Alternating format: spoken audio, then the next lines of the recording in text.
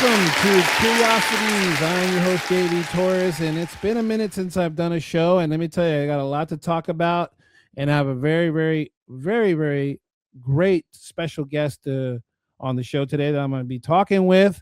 And before I introduce him, I'm going to stop right here for a quick word from our sponsor. This video is powered by Dubby, the clean energy drink made for focus, stamina, and zero crashes. Whether you're gaming, working, or creating, Dubby helps you stay sharp without the slump. Grab your tub, mix it up, and feel the difference. Use the promo code JVTorres at checkout for 10% off at dubby.gg. That's DUBBY.gg. Stay energized, stay focused, stay in the game with Dubby. Yes. Now, everyone, let me present to you the one, the only, the great audio drama extraordinaire, Mr. Jack Ward. Jack, welcome to the program all the way from Canada. Well, thank you so much. Yes, we're from East Coast Canada. I appreciate the kind words, JV. I feel the same way about you, my friend. So let me tell you something, Jack. I've watched and listened from afar, and I've admired your work, and I feel grateful that I've had the chance to have some of my work included on Sonic Society and Mutual Audio Network. So, touche, man. I can't say enough. Thank you for helping me out and giving me a platform too, which, oh, I'm grateful it's hard that to you're come by. It's hard to come by. I'm grateful that business. you're in the Sonic Society. I'm grateful you're a founding member of the Mutual Audio Network. Let's not diminish your part in there, sir. Well, so, I'm a humble guy. Come on, Jack. So, Jack, I mean, anybody who's watching or listening who is familiar with your work, I mean, Jack Ward is a name to be reckoned with in the audio drama world. So, I just wanted to just give me a little bit of background, if you will. Just what's been the driving force for you in the audio drama? Why audio drama? Is it because why? I grew up in the country in small town Ontario, and I listened a lot to old-time radio drama that was on records. They were Christmas presents for my parents. So my parents gave me an old LP of Superman. Wasn't old at the time, but it was a brand new LP for Christmas. You're not going to date yourself here, Jack. Don't date yourself, man. Flash Gordon. I mean, the shows were old, but they were new LPs that they'd put out. There was Flash Gordon. There was Buck Rogers. I collected all those. And then CBC at the time had a lot of radio drama, including Hitchhiker's Guide to the Galaxy, when I was sort of in middle school, perhaps. And I would listen to a lot of the stuff that they did on Sundays and on Saturdays. And I was always excited by that kind of thing. It was constantly building pictures in my head. And back in those days, folks, there were 4 stations that my little TV antenna could pick up from out in the country. So there wasn't always stuff at demand, which throws a lot of people off today because we've had it for so long that you can watch whatever you want whenever you want to watch it, kind of thing. That wasn't the case back in the day. So no, man, they don't know about that stuff, Jack. They don't know. I mean, I remember being a kid, like when I heard the MASH theme song come out on the TV, that was my cue to go outside because there was nothing else on and everybody's going to be watching MASH. And as a kid, who the hell wants to watch MASH when you're a kid? It ain't like now, man, where you had, Cartoon Network and all these other YouTube. You can watch cartoons till your eyes explode. For sure. And we had basically one television downstairs. My parents had one in their bedroom, but basically you all watch the same stuff together. So families watch things together. And I remember Sunday, you would watch the Bugs Bunny Roadrunner Hour, and then you would watch the Walt Disney World. And that was like the only day of the week we were allowed to eat on TV trays. Every other time it was at a table, but it was like very special TV. And so because you had such limitations that way, you actually had a lot of shared concepts and shared ideas to talk about stories. And you don't have that today. I kind of miss that. I kind of miss that opportunity where, like, even my own sons who are in their 20s, when I talk to them about stuff they've watched on television, now we may not watch anything the same because there's a whole bunch of That's different true. stuff. It's so true. Before there Now, was you know, appointment TV, right? Appointment TV, you had to go yeah. watch this, right? Now, So, the only time that I can think of in recent memory is when the Game of Thrones series was on. Because when that Yep. was on, it was me and my wife, my son, and sometimes Yep. my daughter. We'd all get into the living room because HBO would release it at 9 o'clock on Sundays or whatever it was. Yep. That's the closest I can get to, and that was pretty recent. Yep. But outside of those shows, like maybe we don't watch Stranger together. Things, but not even to the Maybe? same extent. Yeah. It's hard. So if you forward into my university years, I had listened to a lot of this stuff on tape. It came through libraries, that collections of stuff like Arthur Conan Doyle's New Adventures of Sherlock Holmes and The Shadow. Some of the more popular ones came in, and a friend of mine belonged to an old time radio group, so he kept giving me cassette tapes of these to listen to that he had finished listening to that he got in the mail, and that's when I wrote my first couple of audio dramas. I was doing a radio show in I guess 88 to 91 or 92, 87 and 92, one of the two. And that's when I was doing my undergrad in University of Guelph, but I didn't produce them because it was still tape. And I was like, there's no way I'm going to sit here and cut this stuff up and put that. I'd done a version of Biff Straker, and I'd done Biff Straker was my Flash Gordon and still is my Flash Gordon style character. And I did a female detective by Philippa Graves, which it's called Grave Shift, and starring Philippa Graves. And I always want to go back to that too. And through the years, I've just sort of rarefied how I want to do that series differently as well. So I didn't do those, but then if you move ahead to about 2002, a friend of mine had an internet radio station that he was working with. He goes, and he knew I loved radio dramas. His name's Andrew Dorfman. And he said, why don't you write a radio play for this internet radio station? And I said, play? I'll do a series, because I'm an idiot. I won't do things just once. I'll do way too much, bite off too much to chew. You're a glutton for pain, Jack. Like the rest That's of us. right. So I started writing this series called Shadowlands series, and it was kind of like an anthology series ode to the Twilight Zone, which I'm a huge fan of. And in that, I had a mini series called The Seven Deadly Sins, where I had a different episode for each deadly sin. And then that fell apart. That internet radio station fell apart. So I had no place to play it. So I know this sucks. I still want to do this. So I went to the local radio station at the university, and I said, I want to do a show on radio drama. And they signed me up right away because they had a requirement for spoken word, as a lot of radio stations do. Because everybody wants to be a DJ. Not a lot of people want to do spoken word stuff. So I started off doing Shadowlands Theater as a show from 2001 to 2002 to 2004. And every week we would go on and put old time radio stuff. And when we get a chance, we put on one of the shows that we had done. And then the program director there was so excited at the station. CKDU, by the way, is the station. And they said, well, why don't you start trying to syndicate it across Canada? We have a bunch of community and university radio stations that we syndicate with. So I sent out a bunch of emails, and they all came back and went, what a great idea. We can't do it. And I said, why not? And they said, because we don't have the rights, the rights to be able to play the old time radio shows that you do in your radio station there. But if you have brand new stuff yourself, then do the series there. And I went, I can't write a new show every week. I'm a full-time, I'm a full-time teacher. So that's when I thought, there's gotta be other people out there who's doing this. So I came up with the concept of the Sonic Society, my buddy and I did. And we started focusing on being the showcase. And to this day, we have released every single week an episode, 21 years of the Sonic Society. It's the world's largest and longest running showcase of modern audio drama.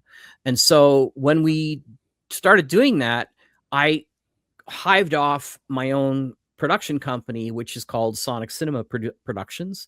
Sometimes in the meantime, it was called Electric Vicuna, but we've moved back to Sonic Cinema Productions because I love that name.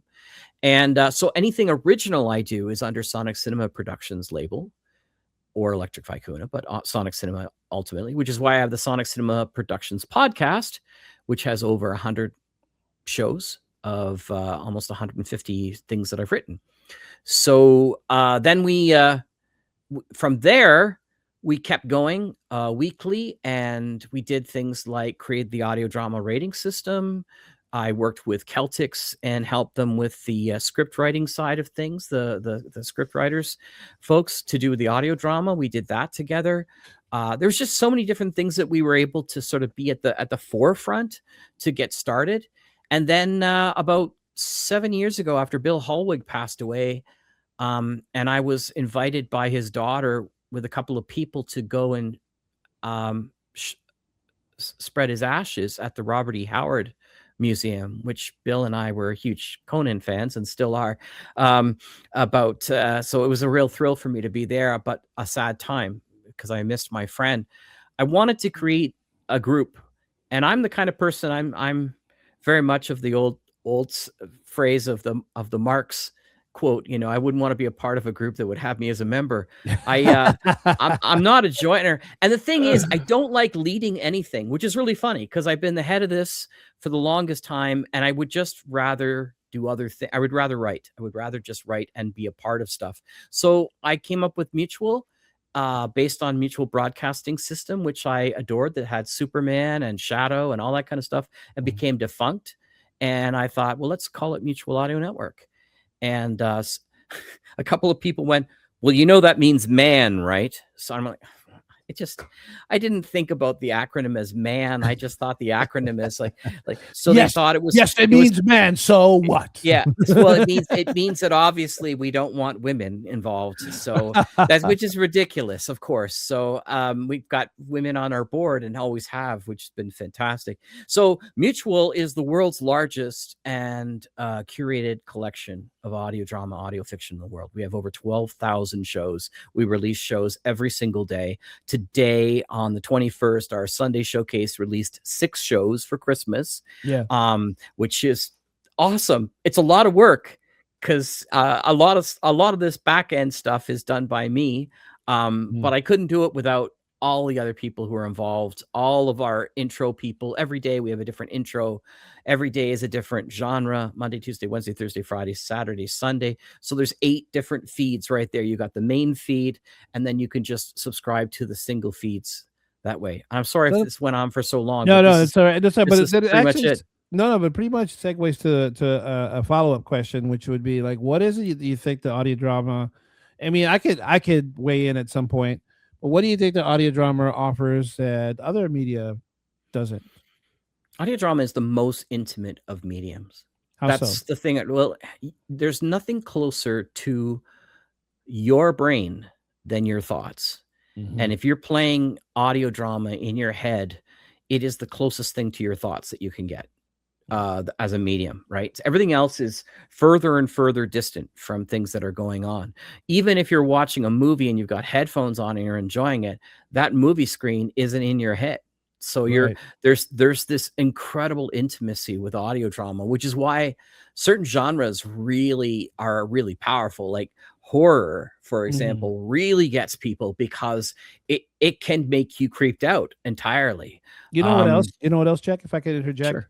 Please. What you imagine in your head as you're listening to an audio drama, what you are imagining is probably a lot different than what I'm imagining, and what everyone else is listening to it is imagining. So everybody's got their own personalized cinema in their head, if you will, which I think is partly what you were saying about that intimate piece, but also the uniqueness of it, and that it could be viewed something a lot more dramatic for one person and maybe a lot less dramatic for another person. But in any way you look at it, it's digestible to you. I mean, what you manufacture in your mind is what you can muster. Whereas opposed to when you're watching a horror flick, you're not in control of what images are about to be blasted at you. And sometimes it can be traumatic. Absolutely. Not to mention, hey, audio can have its trauma too, though. I've been told. For sure.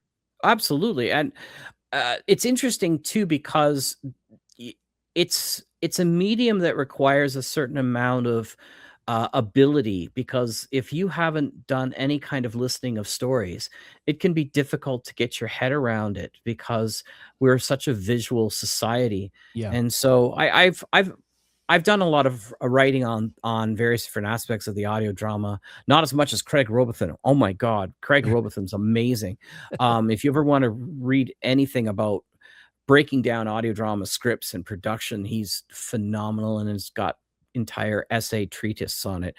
But for my part, I broke it down into various different ages as well. So there's like the golden age of modern audio drama, the silver age, and the bronze age was fascinating to me because it started around 2008, 2009. And you get things like Welcome to Night Vale and the Black Tapes and Tanis and Rabbits.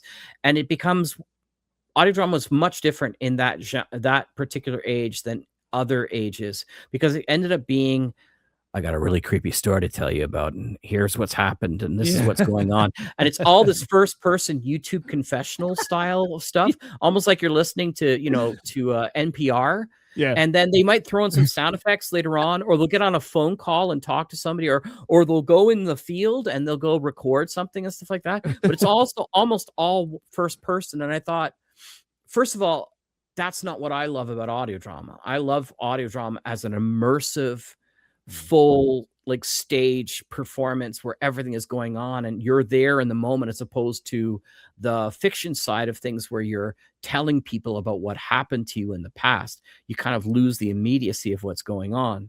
But to me, the characters and really how you deliver the characters is where it's at. So like, can you like talk a little bit about that? Because you played a lot of characters in your time. Like, how do you create these? How do you give them the uniqueness? Well, there's two functions that I start off with when I'm looking at a show. And it's like, am I doing a show for a wide character where it's almost comedic in some ways, right? Are they looking for a caricature in some place that I'm pulling off of? Or are they looking for a very realistic kind of percentage of what I'm trying to do? So you start kind of with that as like, how broad am I playing this character? And how narrow am I getting it? And then once you do that, then you start looking at genre stuff, right? So you start saying, well, what is this character? Where is the setting? Where are they coming from? What's their place in the world? Like, do they have a lot of say, or are they worried for something? So you start trying to get into the head of what's going on, and you can get a lot of that through the dialogue, just the back and forth. That's one of the great things about audio dramas. Like, you got three things to focus on. You got character speaking, you got sound effects, and you got music. You don't have to worry about makeup. You don't have to worry about costuming. You don't have to worry about set design. All the stuff that you do with video.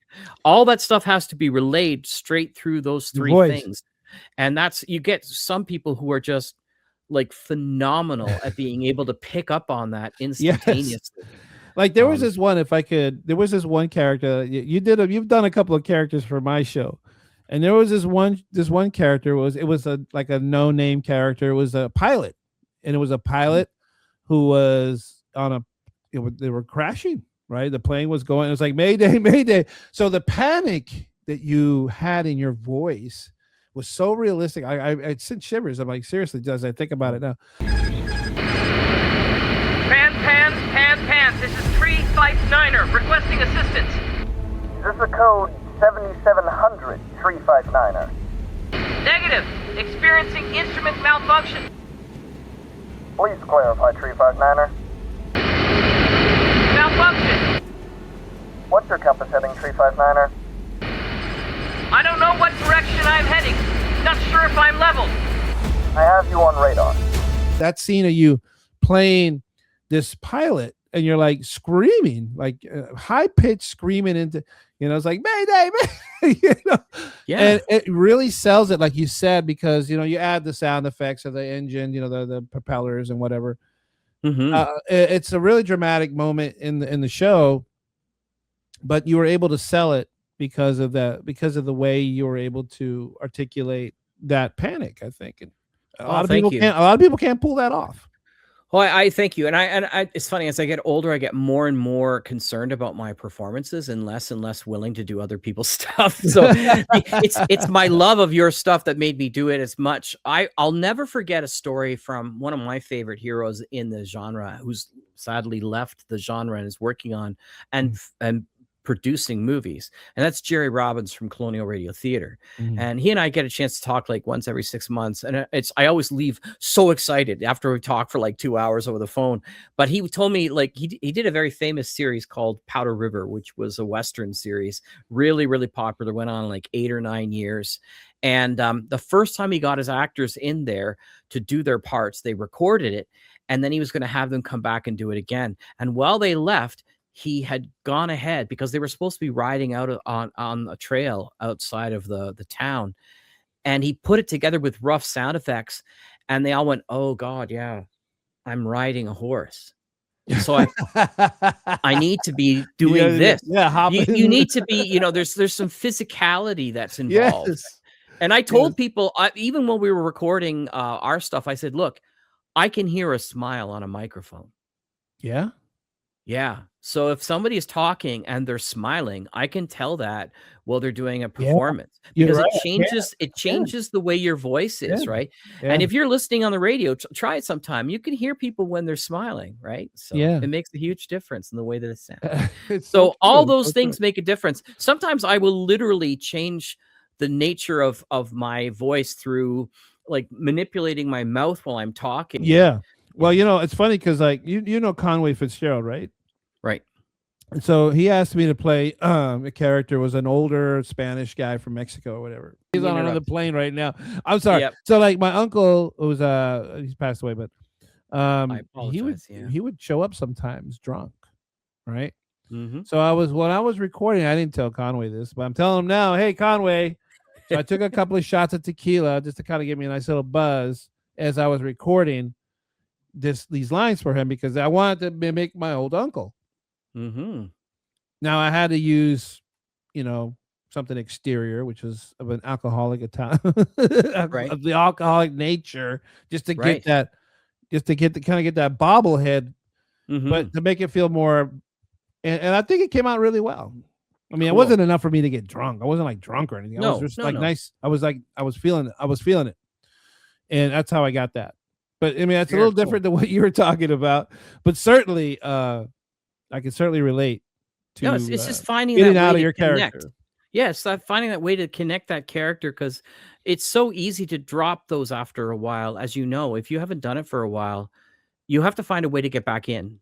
And so sometimes for me, often it's like, can you send me the last thing I sent on that? Because I don't have the copy of the script. So I can get exactly what the voice was I was doing.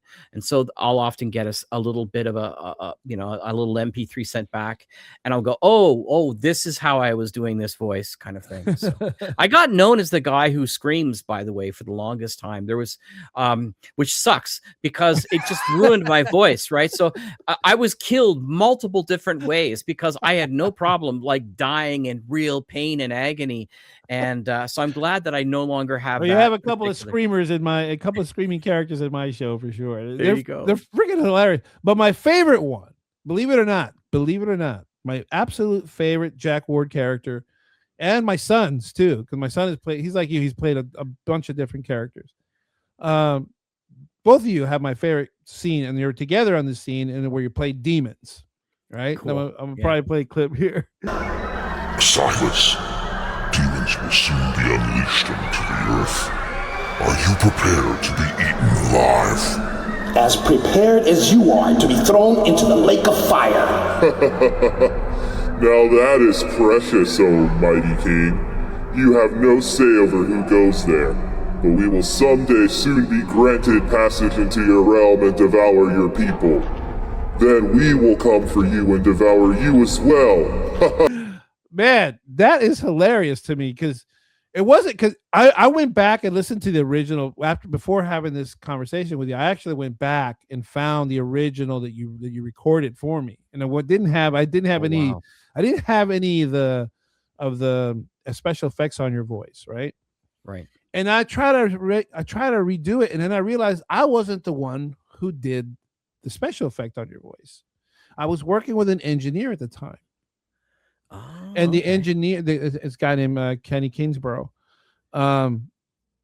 he was I told him, I said I need to get this guy to sound like a demon, like I need him to give him a really, and he did it on his program. I wasn't in mind, but that's why I could never recreate that demon sound. I Right. really wanted to, but I just never could. I didn't have his setup.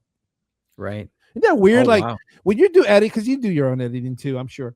It's like you get into these rhythms, and then you once you get comfortable in them, and somehow sometimes if you don't save the settings and then you try to recreate, Yep. it's never the same. No, I will be honest, perfectly honest. It's the thing I like least is editing. I will do anything I can to get somebody else to produce my own writing because I just despise doing it so much. I literally did a live radio show just this past Halloween here in town. I got a brand new bunch of people. I didn't have any high expectations, knowing that they were new to radio drama and new to doing this kind of thing.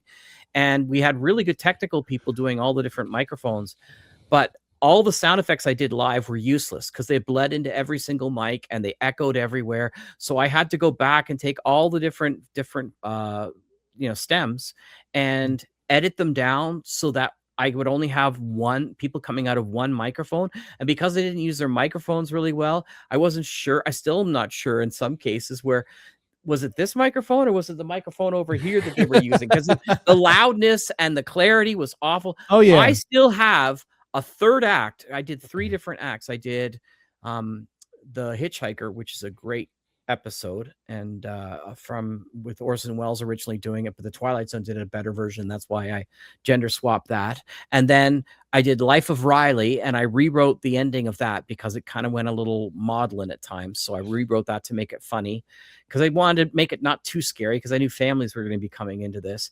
And then I ended off doing The Lottery. And The Lottery has like 10 actors on stage doing different stuff. I'm about 7 minutes from finishing it because it's such a nightmare to get down and try to do that. Yeah. So tomorrow, I am going to sit down tomorrow and get that off my desk and get that out. And that will eventually be also on the Sonic Cinema Productions podcast. So people look for that. It'll be back-ended in. So yeah. It's weird. Like when I first started doing the podcasting thing, I had a microphone that I don't know, I got it from like a pawn shop or something, right? And it was so great. Like it was fantastic. It was recorded beautifully, but then something happened with the microphone. It was no longer functioning. And I was heartbroken. I'm like, I need this mic because I tried different mics. You can never, people think you can just get any mic, and it's not true. No. And I've had some people ask me like, why do I use this particular mic? Why don't I use what everyone else uses? Because this is a film field mic, and it has a different cadence. Yes. Now my wife complains about it because I don't like it when you use that mic because it pops too much. I'm like, I don't care. I like the sound of it. I really do. Yep. And I do all of my recordings, all my audio drama recordings with this mic. I do everything with this mic. This is the one mic fits all.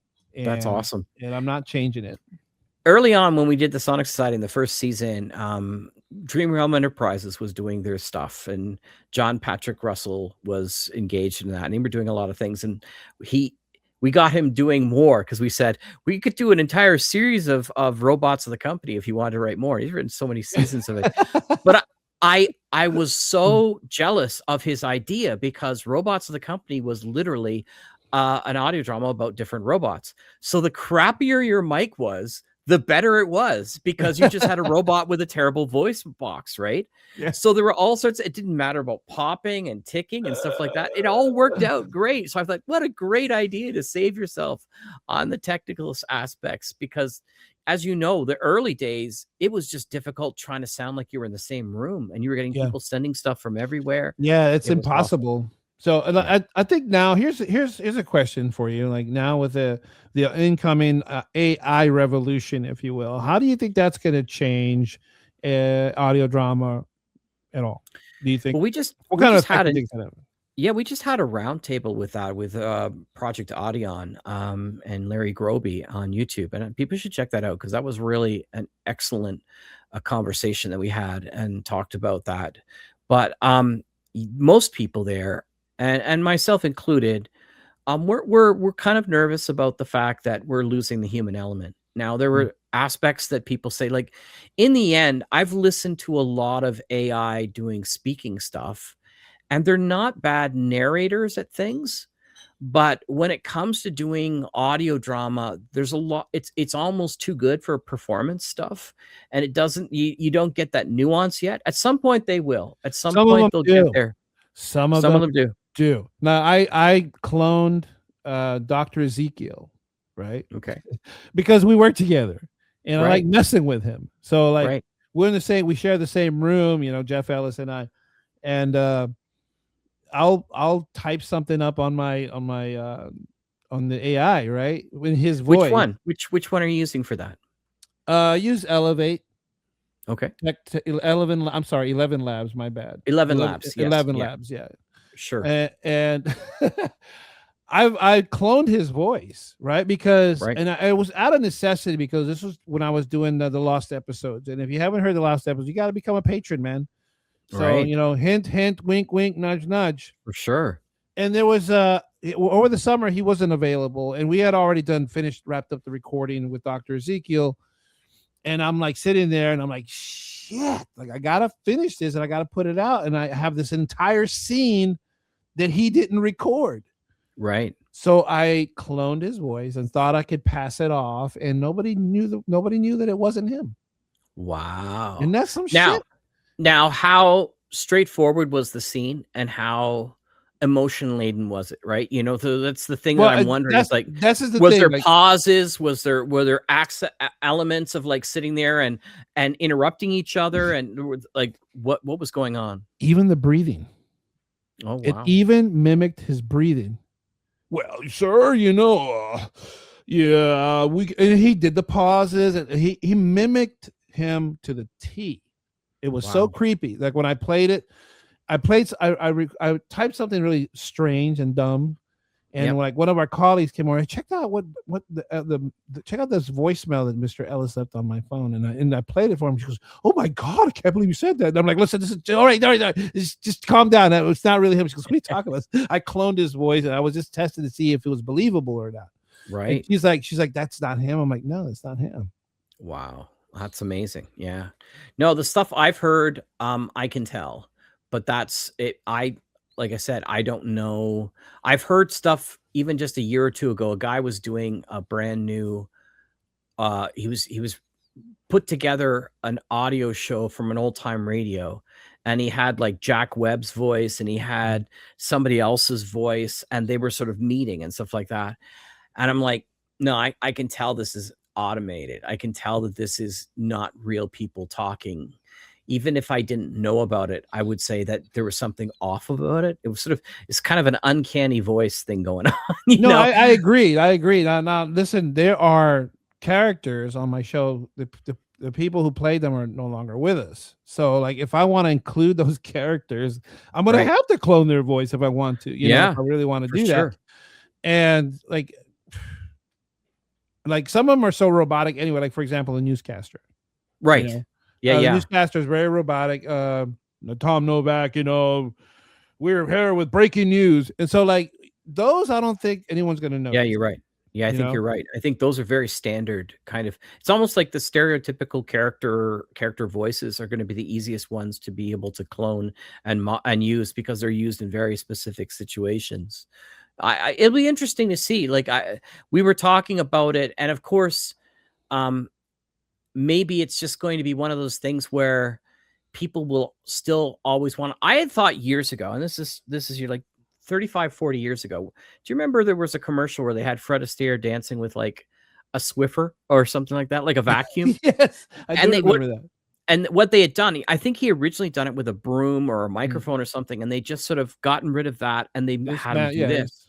Mm-hmm. And right then and there, I said, there's going to come a time where they're going to be able to recreate all the old time people and put them in new movies.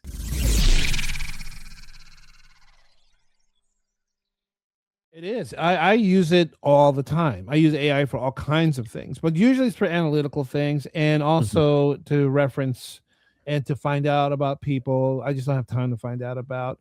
I ask it to find certain studies that look at specific things, and it'll pull that up. It'll just scour the internet until find, rather than me spending all that time doing it. It's to me, it's like an assistant that I don't have to pay. Well, I do have to pay because, I got the premium version or whatever. because I want to be able to access things that because you run out of stuff. Like I don't know if are you familiar with the Grok? You use the Grok AI at all? The one from X? I've used it recently. In fact, when we did this panel, what I did is I ran the questions that they were going to ask us about AI through Grok, through Chat GPT, and through Perplexity as 3 different AIs to see what their thoughts were and all these things. And so I actually put them together in a document here, if you're interested, like how it sees itself taking over or utilizing audio drama. And I kept that document on Google Drive, and I think you'll find fun for it. Because let's see that. Yeah, so it's actually, can we do this for that? Do you mind sharing that with everyone? Because we can put it in the description of this video. And if you're interested in seeing that document, Jack will provide me the link, and it'll be in the description of this video. Yeah. So Jack, on that note, let me ask you this, because let me tell you, AI is on everyone's mind, and I'm not one of these that are anti-AI. I'm on the contrary, I'm actually pro AI. I think that there's a lot more to be gained by it, because I mean, in the past I've had to rely on certain people for certain things, and now I could do it with AI a lot cheaper. But I will tell you this about the Grok: if you download the app on your phone, right, you can actually have a conversation with it. Like you could talk to it. And I do that with ChatGPT as well. And that's what in fact, ChatGPT will use I'll use my camera, and I'll say, because I'll be working on my car, and I'll go, what is this piece and what am I doing with it? And it'll go, oh, it looks like it's this, and this. And this oh yeah, you could take a picture of something and ask it what it's like yesterday. It'll do live video though. That's what I'm saying. I can use live camera work, and it'll talk to me during the live camera work, not just a picture, which is cool. So. I was visiting a friend in Pennsylvania yesterday, and my wife and I were sitting there with her, and she's like, I got this package in the mail. I don't know what it is. I've asked everybody I know, everybody that's come by. I have no clue what it is. And she handed it to me, and it was this little plastic bag, and it had these little needle-like things in there. She goes, nobody seems to know what it is. So I took a picture of it on Grok, and Grok explained that those little needles were what they use for insects, and when you're like a museum and you're like collecting insects, and you put them on something, and just, you put them in like a little case or whatever. That's what they were for. And she's like, really? No one ever thought about that. I'm like, yeah, that's what it was. So that's how like Grok is just like, of all the ones, and I use all the ones you talked about in Gemini as well. Yeah, Grok to me is like the more reliable one. I will tell you that Grok had some of the best answers about audio drama of the 3. So I would say it was the most interesting. It was the most involved and detailed, and seemed to make the most sense of what was going on in the questions. It was really interesting because you'll see in the whole document, I got into some really deep questions, like about its ability to be like, will it because there's pros and cons. I guess I must be, a Buddhist in nature or something, because I'm always on the middle ground of stuff. I can see both sides of the situation. And I know that there are like some real concerns about water usage and power usage and all that kind of stuff where you're utilizing these things.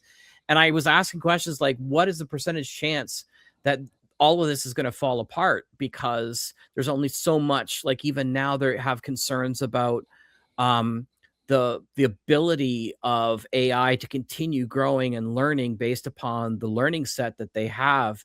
And there's some, even like I've noticed ChatGPT has actually gotten worse in the last year and not better. I use ChatGPT too often. Yeah. I use it, but not very often. I only use my clones with ChatGPT now. Right. I have like a couple of clones, but it's just for analytical reasons. Right. Yeah. No, it's interesting, and I'd be interested to see if that's like they were talking about. I forget, but there's a term for it specifically, but it's like a fragmenting of the thing. So anyway, the point of the matter is I think it was Perplexity that gave it like a 30 or 40% chance that all of this will go away at some point because it's not sustainable. But all the other models said that's not the case. So we're living in interesting times, my friend. Like yes, we are. This is really fascinating to see. What we should. You know what somebody should do? Somebody should write an audio drama about the AI revolution. Yeah. Well, I've written a lot of audio dramas. Retro Rockets and Wavefront are my 2 science fiction anthologies, and a lot of them have to do with technology. So one of them has to do with a virus that's gone, an AI virus that's gone out, and humanity sends another AI to stop this AI virus. And they have the whole conversation. It's like a 6 or 7 minute conversation about whether humanity is worth keeping. There's another one that I really love where it's I'll send it to you if you're interested, and put those on your links. It's I've also got one that I really love from Retro Rockets, and it's a relationship with this woman and her robot. And she's in love with him, and they've been together for years, but all of humanity's died out because they've all just been paired up with robots. And that's been the whole AI's purpose in the first place, is like, if you give people everything they want from an AI companion and not a human companion, then you don't have to kill humanity. You just wait them out. And so like 40 years later, everybody dies off, and she's like the last woman in that whole block. And as soon as she dies, they basically come with a bulldozer and they just wipe out her house and all that kind of stuff. And the robot companion goes back to the robot shop to be disassembled because he's no longer got a purpose anymore. So, and the next thing you know, like 60 years later, they were just waited us out. So It's just an interesting kind of concept. And yeah, there's a bunch of those. Fascinating, actually. There's another one called Transhumanity, where another woman is the last woman in the world, and everybody's been uploaded into the mainframe, even her children, and she refuses to go. And so this robot's trying to convince her that she needs to upload herself and become like the next evolution of humanity, and she just doesn't want to do it. So I've been having fun with those kind of stories. Brings new meaning to the phrase digging in your heels, right? Yeah, 100%. 100%. And Jack, always there's a twist there in the end too. Jack, this has been a lovely conversation. This has been an absolutely lovely conversation. I want you to listen. We're going to close this out here in a minute, but I want you to kind of give your final thoughts about the audio drama world. Should we be hitting the panic button yet, or do you think audio drama still has a place in this sea of AI generated content? I'm going to say that audio drama for me has been the greatest gift as a writer, because I can get stories up for an audience much more quickly than I could by writing a novel and getting it out there and trying to pass it along. I can get in a podcast in a couple of weeks' time or less, show that people can listen to and give me feedback. So as a creative person, audio drama is an incredible opportunity for people. It's easier than putting a movie out. It's less energy than trying to put a full novel out, although and it's more collaborative than just working as a novelist, which I love doing too, don't get me wrong. So you have an opportunity to work with other people who love the stuff that you do in a small community, but vital. And it's just so great to be with artisans in that way. So I think that whether AI takes over a whole bunch of stuff or not, there will still be people who want to do that because it's in us to create. We're compelled to do it. We're compelled to create. Yep. We're compelled to create. And you're the same way, brother. I know that's the same thing for you. It's just like, I can't stop writing or I am a miserable son of a gun. Yes, I am. I'm with you 100%. Jack Ward, everyone, audio drama extraordinaire. Jack, I want to make sure that all of our people that are listening and watching can find your work, any publications, any of your work with the Mutual Audio Network, etc. I'm going to include those links. Those links will be in the description. Show Jack some love. Go check out his work. Buy any of the. You have a book out, don't you? I have a bunch of books out right now. Like this year, I have the audio drama resource guide, audio dramatist resource guide. So people who want to know if you want to write something and put stuff out there, there's the place to do it. So that's Bear Manners. I'll give you the link for that. I wrote that with Barry Putt Jr. It was a lot of fun. We're going to try and do that every couple of years and get an update. It's kind of like a writer's resource guide for audio drama specifically. And then I just wrote a book, which was a collection of the Father Christmas letters, which I told you about from Tolkien. Had done Father Christmas letters. Oh, yeah. I had done my own for my children. Yeah. And that book is out in Amazon too. So if you want to see the compendium of the North and what Father Christmas does during the year, fighting snow goblins and making friends with winter dwarves and just keeping away from the mad mage and the polar giants. Lots of fun stuff. So a lot of that and many more I'm going to be putting out this year. All my script books, I expect like 5 or 6 script books are going to come out because I've got a collection of script books that I've been working on. So lots to come. You know, Jack, we should do this again sometime. That would be awesome. I think it's we way should do too it late again. coming. Way too I know. late coming. We should have done it before.